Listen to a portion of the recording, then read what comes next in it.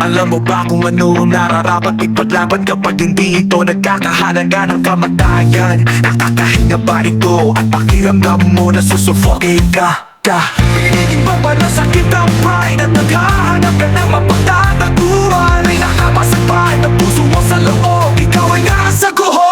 Isa, dalawampu't isang baril, hindi ka ang iyong mga bisig, isuko ang laban. Isa, dalawampu't isang baril, itaas ang iyong mga braso sa langit. Ikaw at ako, kapag nasa dulo ka na ng kalsada at nawalan ka ng kontrol, at ang iyong mga iniisip ay nagdulot ng kanilang epekto.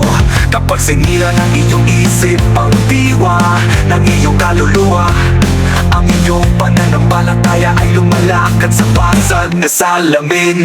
At hindi pumasa ang hangover, walang nagawa para tumagal, ikaw ay nasa guho.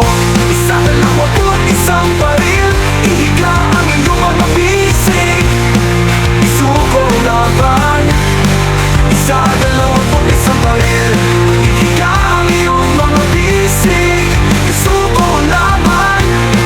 Ikaw at ako, ikaw at ako, ikaw at ako.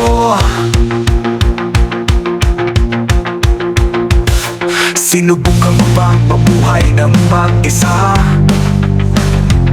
Kapag nasunog mo ang bahay at bahay, nakatayo ka pa nang masyadong malapit sa apoy, parang sinungaling na naghahanap ng kapatawaran sa bato.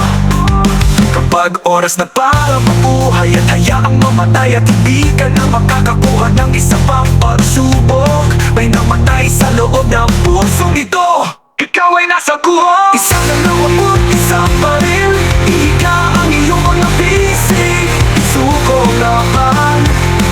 Isa, dalawampu't isang baril, ihigla ang iyong mga bisig, isuko ang laban. Ikaw at ako, ikaw at ako, ikaw at ako.